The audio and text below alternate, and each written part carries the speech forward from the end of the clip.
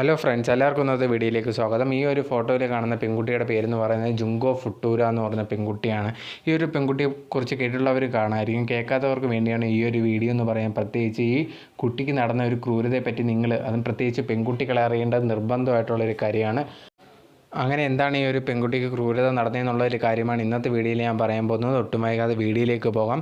ഈ സംഭവം നടക്കുന്നത് എന്നാണെന്ന് ചോദിച്ചു കഴിഞ്ഞാൽ 1989 അതും ജപ്പാനിലാണ് ഈ ഒരു സംഭവം നടക്കുന്നത്. അവിടെ ജനിച്ച് വളർന്ന പെൺകുട്ടിയാണ് ഈ ഒരു ജുങ്കോ ഫട്ടൂര എന്ന് പറയുന്നത്. ഈ ഒരു പെൺകുട്ടിക്ക് ഉണ്ടായിരുന്ന വയസ്സ് ആ സമയത്തെന്ന് പറയുന്നത് 17 വയസ്സാണുള്ളത്.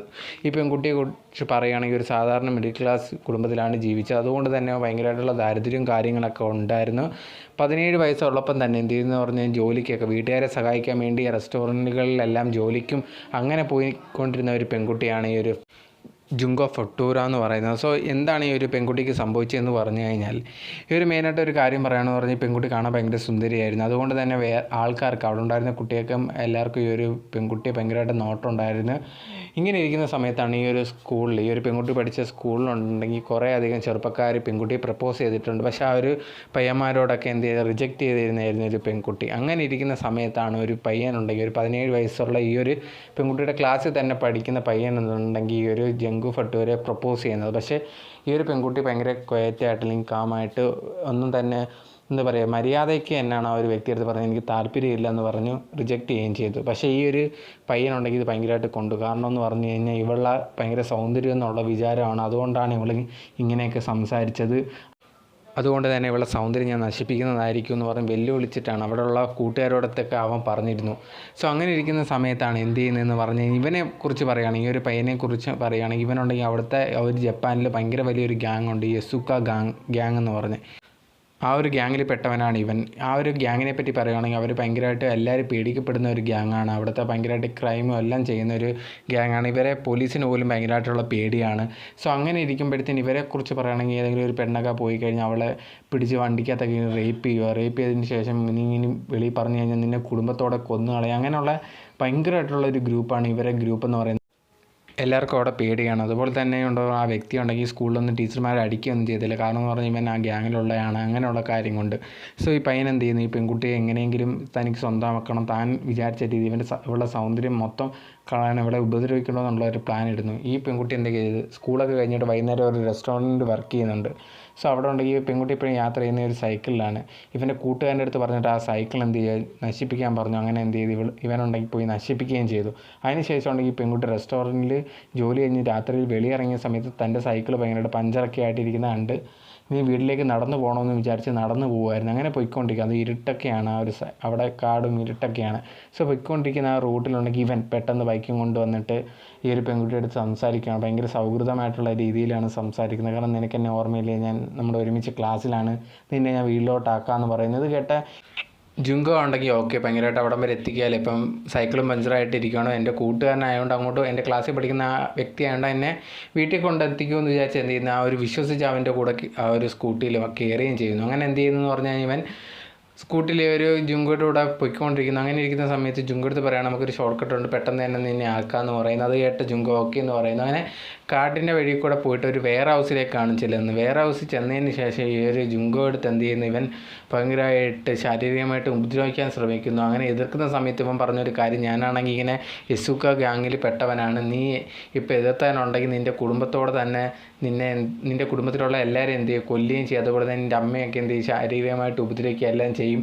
അത് വേണ്ടാന്നുണ്ടെങ്കിൽ നീ എന്ത് ചെയ്യണം, എനിക്ക് ഞാൻ പറയുന്നതെല്ലാം കേൾക്കണമെന്ന് പറയുന്നത്. ഇതായിട്ട് ഭയങ്കരമായിട്ട് ജുങ്കോ പേടിച്ച് പോകുന്നു. പക്ഷേ എന്നിരുന്നാൽ പോലും തൻ്റെ വീട്ടുകാരുടെ സേഫ്റ്റി ആലോചിച്ച് എന്ത് ചെയ്യുന്നു, അതിന് നിന്ന് കൊടുക്കുകയാണ് ചെയ്തത്. അങ്ങനെ അവനുണ്ടെങ്കിൽ അവനും അവൻ്റെ കൂട്ടുകാരും കൂടെ എന്ത് ചെയ്യുന്നു, അവിടെ വെച്ച് ആ ഒരു പെൺകുട്ടിയെ ക്രൂരമായിട്ട് ഉപദ്രവിക്കുകയാണ് ചെയ്തത്. ഉപദ്രവിച്ചതിന് ശേഷം വിടുമെന്ന് ഈ പെൺകുട്ടി വിചാരിച്ചു. പക്ഷേ എന്നിട്ട് പോലും അവൻ വിട്ടില്ല. അവിടെ നിന്ന് എന്ത് ചെയ്തു, ആ ഒരു പെൺകുട്ടി വേറൊരു ഹോട്ടൽ റൂമിലേക്ക് കൊണ്ടുചെന്നു. അവിടെ ചെന്നതിന് ശേഷം വേറെ രണ്ടുപേരും, ഇവരെ കൂട്ടുകാർ രണ്ടുപേരും കൂടെ അവിടെ വന്ന ആ ഒരു പെൺകുട്ടിയെ ശാരീരികമായിട്ട് ഉപദ്രവിക്കുകയാണ് ചെയ്തത്. അങ്ങനെ 4 പേരും കൂടെ എന്ത് ചെയ്ത് ആ ഒരു പെൺകുട്ടി ഭയങ്കരമായിട്ട് ഉപദ്രവിക്കുകയാണ് ചെയ്തത്. അതിനുശേഷം ഈ ഒരു പെൺകുട്ടി എന്നെ വിട്, ഞാൻ ഇനി പൊയ്ക്കോട്ട്, ഞാൻ ഒന്നും പറയത്തില്ല എന്ന് പറഞ്ഞിട്ട് പോലും അവൾ അവർ റെഡി ആയിട്ടുണ്ടായിരുന്നില്ല. അവരുണ്ടെങ്കിൽ ഇല്ല നിന്നെ വിടത്തില്ല എന്ന് പറഞ്ഞിട്ട് എന്ത് ചെയ്യുമെന്ന് പറഞ്ഞു കഴിഞ്ഞാൽ ഇവരെല്ലാം എന്ത് ചെയ്യുന്നു, ഈ ഒരു 4 പേരിൽ ഒരുത്തൻ്റെ വീട്ടിലേക്ക് കൊണ്ടുപോവാണ് ചെയ്തത്. അവിടെ ചെന്ന സമയത്തുണ്ടെങ്കിൽ ഇവരെടുത്ത് ഈ വീട്ടുകാരടുത്ത് പറഞ്ഞൊരു കാര്യമുണ്ടെങ്കിൽ ഞങ്ങൾ ഒളിച്ചോടി വന്നിരിക്കുകയാണ്, അതുകൊണ്ട് താമസിക്കാൻ വേണ്ടി ഇങ്ങോട്ട് വന്നേക്കുന്നതെന്ന് പറഞ്ഞിട്ട് എന്ത് ചെയ്യും വീട്ടിലേക്ക്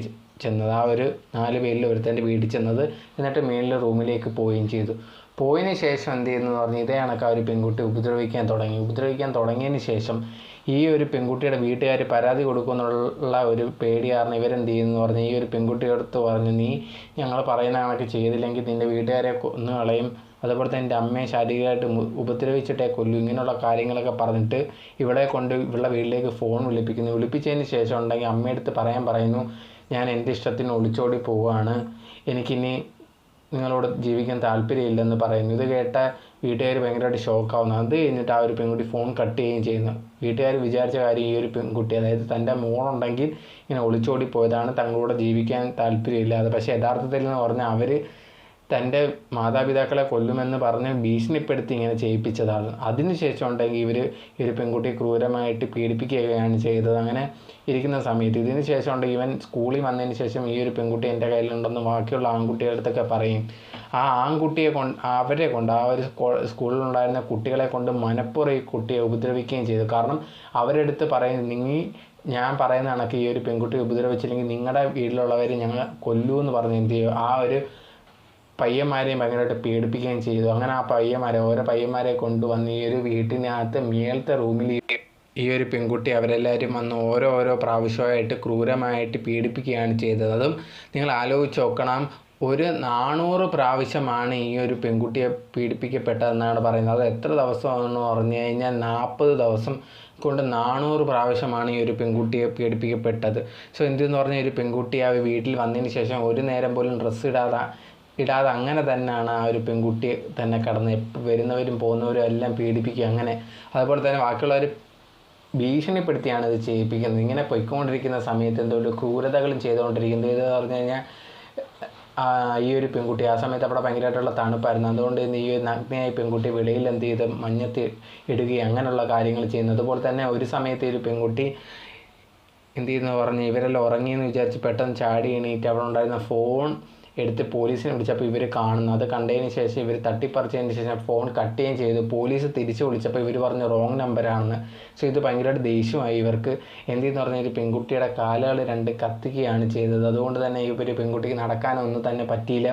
അതിനുശേഷം പുരികം മൊത്തം ഇന്ന് പിഴുത് കളയാണ് ചെയ്തത്. അതുപോലെ തന്നെ ദേഹത്ത് സിഗരറ്റ് പാക്കറ്റ് കൊണ്ടെല്ലാം ഭയങ്കരമായിട്ട് കുത്തി പരിക്കേൽപ്പിക്കുകയാണ് ചെയ്തത്. ഇങ്ങനെയുള്ള ക്രൂരമായിട്ടുള്ള കാര്യങ്ങൾ ചെയ്തതിന് ശേഷം ഉണ്ടെങ്കിൽ ഇങ്ങനെ ദിവസങ്ങൾ കഴിയും തോറും മുറിവുകളുടെ എല്ലാം പാട് കൂടിക്കൊണ്ടിരിക്കുകയാണ്. എന്നിട്ടും ഇവർക്കുണ്ടെങ്കിൽ അതിനോടുള്ള ആ ഒരു പെൺകുട്ടിയോടുള്ള ദേഷ്യം ആ ഒരു പെൺകുട്ടിയോട് ദേഷ്യമൊന്നും തീർന്നില്ല. അതിന് ശേഷം ഈ ഒരുവനുണ്ടെങ്കിൽ എന്ത് ചെയ്യുന്നതെന്ന് പറഞ്ഞു കഴിഞ്ഞാൽ ഒരു ബാഗ് പോലെ ഈ ഒരു പെൺകുട്ടിയെ ആക്കിയതിന് ശേഷം ഒരു തുണി പോലെ അതിനകത്ത് കെട്ടി മേളിയതിന് ശേഷം ബോക്സിങ് ബാഗ് പോലെ അടിച്ച് എല്ലാവരും പ്രാക്ടീസ് ചെയ്ത് അതിന് ശേഷം എന്ത് ചെയ്തെന്ന് പറഞ്ഞാൽ ഇവർക്കെല്ലാവർക്കും ഈ പെൺകുട്ടി മതി. കാരണം എന്ന് പറഞ്ഞാൽ ഇത്ര ദിവസമായിട്ട് ഭയങ്കരമായിട്ടുള്ള വാട ഇങ്ങനെയുള്ള കാര്യങ്ങളൊക്കെ വരാൻ തുടങ്ങിയിട്ട് പെൺകുട്ടിയെ ഭയങ്കരമായിട്ട് ഇവർക്ക് വെറുക്കാൻ തുടങ്ങി. എന്നാലും ഇവർ അടിക്കുകയും എല്ലാ കാര്യങ്ങളും ചെയ്ത് അങ്ങനെ ഇരിക്കുന്ന ദിവസമാണ് എന്ത് ചെയ്യുന്നത് ഈ പെൺകുട്ടി തൻ്റെ ശാരീരികമായിട്ടുള്ള ദേഹത്തുള്ള മുറിവുകൾ കാരണം മരിച്ചു പോയെന്ന് ഇവർ അറിഞ്ഞതിന് ശേഷം എന്ത് ചെയ്യുമെന്ന് പറഞ്ഞാൽ ഈ പെൺകുട്ടി ഒരു കോൺക്രീറ്റ് പോലുള്ള അത് ഒരു ഒരു ഡപ്പ പോലെ അതിനകത്ത് ഈ പെൺകുട്ടി അടച്ചതിന് ശേഷം ഈ കോൺക്രീറ്റ് മൊത്തത്തിലേക്ക് ഇടുകയാണ് ചെയ്തത്. ആ പെൺകുട്ടി അതിനകത്ത് അങ്ങനെ തന്നെ കിടക്കുകയാണ് ചെയ്തത്. അതിന് ശേഷം ഉണ്ടെങ്കിൽ ഇവന്മാരിത് കേസ് അങ്ങനെ തന്നെ ആരും അറിയത്തില്ലെന്ന് വിചാരിച്ചിരുന്നു. പക്ഷേ പോലീസിൻ്റെ കയ്യിൽ ഇതിൽ ഒരുത്തൻ പെടുകയും അങ്ങനെ വേറൊരു കേസിൻ്റെ ഭാഗമായിട്ട് പെടുകയും അങ്ങനെ സംസാരിക്കുന്നതിനിടയിൽ ഇതും അവൻ്റെ വായിൽ നിന്ന് വരികയും ചെയ്തു. പോലീസ് അറിഞ്ഞതും എന്ത് ചെയ്തു, ഇവൻ കാണിച്ചു കൊടുത്ത ആ സ്ഥലത്ത് പോയ കോൺക്രീറ്റൊക്കെ മാറ്റി ആ പെൺകുട്ടിയെ നോക്കി. ഇത് കണ്ടത് വീട്ടുകാരും ഈ വാർത്ത അറിഞ്ഞത് ഭയങ്കരമായിട്ട് ഷോക്കായിപ്പോയി. കാരണം തന്നെ വിളിച്ച് മോള് പറഞ്ഞൊരു കാര്യം എനിക്ക് ജീവിക്കാൻ താല്പര്യമില്ലെന്ന് പറഞ്ഞു പോയതാണ്. പക്ഷേ യഥാർത്ഥത്തിൽ സംഭവിച്ചത് അറിഞ്ഞ വീട്ടുകാർ തന്നെ ഭയങ്കരമായിട്ട് ഭയങ്കര വിഷമമായിപ്പോയി. അവർക്ക് വിശ്വസിക്കാൻ പോലും പറ്റാത്ത കാര്യങ്ങളാണ് നടന്നത്. അതും അവിടെ ഉള്ളവർക്ക് പോലീസിനൊന്നും വിശ്വസിക്കാൻ പറ്റുന്നില്ലായിരുന്നു. സോ അതിന് ശേഷം ഉണ്ടെങ്കിൽ ഇവരെ എല്ലാവരെയും അറസ്റ്റ് ചെയ്തിട്ട് എന്ത് ചെയ്തു, ഈ ഒരു പെൺകുട്ടിക്ക് ഉണ്ടായ ക്രൂരത എല്ലാം ഫോറൻസിക് റിപ്പോർട്ടെല്ലാം വന്നപ്പോഴത്തേക്ക് 100-ലധികം വരുന്ന ആൾക്കാരാണ് ഈ ഒരു പെൺകുട്ടിയെ ക്രൂരമായിട്ടുള്ള ശാരീരിക പീഡനത്തിന് ഇരയാക്കിയെന്ന് എന്ത് ചെയ്ത് മനസ്സിലാക്കി. അവരെ 100 പേരെ എന്ത് ചെയ്ത് അറസ്റ്റ് ചെയ്തതിന് ശേഷം ജയിലിലാക്കി. പക്ഷേ എന്നിരുന്നാൽ പോലും 1-2 വർഷം കഴിഞ്ഞിട്ട് ഇവർ വെളിയിൽ വരികയും ചെയ്തു. പക്ഷേ ഇവരുടെ ഗ്യാങ്, ഈ ഒരു യസുക്ക എന്ന് പറഞ്ഞ ഈ ഒരു ഗ്യാങ്ങിനുള്ള സപ്പോർട്ട് കാരണം ഇവർ 2-3 വർഷത്തിന് ശേഷം വെളിയിലിറങ്ങുകയും ചെയ്തു. വെളിയിലിറങ്ങിയതിന് ശേഷം ഇവരെന്ത് ചെയ്യുന്നു, ഇതേ കണക്ക് പെൺകുട്ടികളെ പീഡിപ്പിക്കുന്നതും തുടർന്നുകൊണ്ടിരിക്കുന്നു. ഇപ്പോഴും ജപ്പാനിൽ ഈ ഒരു യസുക്ക ഗ്യാങ് എന്ന് പറഞ്ഞ് ഇവർ ഇപ്പോഴും നിലനിൽക്കുകയാണ്. അത്രയും ക്രൂരമായിട്ടുള്ള ഒരു ഗ്യാങ്ങാണ്. അവർ ഇതുപോലത്തുള്ള കാര്യങ്ങൾ ഇപ്പോഴും ചെയ്തുകൊണ്ടിരിക്കുക. അവിടുത്തെ പോലീസിനോ ഗവൺമെൻറ്റോ ഒന്നും തന്നെ ചെയ്യാതിരിക്കുവാണ്.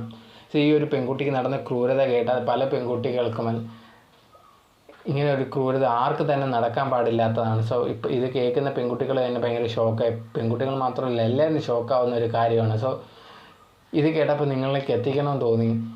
നമ്മളിപ്പോൾ എന്തൊക്കെ സേഫ്റ്റി എന്ന് പറഞ്ഞാൽ പോലും നമുക്കറിയാൻ പറ്റില്ല. നമ്മുടെ നിയമങ്ങളെല്ലാം മാറുന്ന വരെ ഇത് മാറുമോ എന്നറിയത്തില്ല. ഇപ്പോഴും ഈ ഇടയ്ക്കും എന്ത് ചെയ്യുന്നത് പറഞ്ഞാൽ തമിഴ്നാട്ടിലൊരു കോളേജിൽ വെച്ച് ഇതേ കണക്ക് ഒരു പെൺകുട്ടിക്ക് ഒരു കേസുണ്ടായി. എല്ലാ രാജ്യത്തും എല്ലാ സ്ഥലങ്ങളിലും ഇതേ കണക്ക് പെൺകുട്ടിക്കെതിരെ ക്രൂരതകൾ നടത്തുന്നുണ്ട്. അതുകൊണ്ട് തന്നെ ഇത് കാണുന്ന വീഡിയോസിൽ കാണുന്ന ആൺകുട്ടികളോടാണ് പറയുള്ളത്, നിങ്ങളുടെ സഹോദരിയെ നോക്കുന്ന പോലെ തന്നെ ബാക്കി ഉള്ള സഹോദരിയെ കാണാൻ ശ്രമിക്കുക. ബാക്കിയുള്ള പെൺകുട്ടികളെ നിങ്ങളുടെ സഹോദരി പോലെ കാണാൻ ശ്രമിക്കുക. അതിൽ സഹോദരിയെ പോലെ കണ്ടില്ലെങ്കിൽ പോലും ഒരു മനുഷ്യനായിട്ട്, ഒരു മനുഷ്യ സ്ത്രീയായിട്ടെങ്കിലും കാണാൻ ശ്രമിക്കുക എന്നുള്ളതാണ് എനിക്ക് പറയാനുള്ളത്. സോ നിങ്ങളത് കേൾക്കുമെന്ന് വിചാരിക്കുന്നു. സോ ഈ ഒരു വീഡിയോ നിങ്ങളിലേക്ക് എത്തിക്കണമെന്ന് തോന്നി, അതാണ് എത്തിച്ചത്. നിങ്ങൾക്ക് ഈ വീഡിയോ ഇഷ്ടപ്പെടുമെന്ന് വിചാരിക്കുന്നു. ഇഷ്ടപ്പെട്ടാൽ ലൈക്ക് ചെയ്യുക, ഷെയർ ചെയ്യുക, കമൻറ്റ് ചെയ്യുക, സബ്സ്ക്രൈബ് ചെയ്യുക. മറക്കാതെ ബെൽ ബട്ടൺ അമർത്തുക, നേരെ നോട്ടിഫിക്കേഷൻ കിട്ടത്തുള്ളൂ. സോ അടുത്തൊരു വീഡിയോ ആയിട്ട് വരുന്നവരെ ബൈ ബൈ.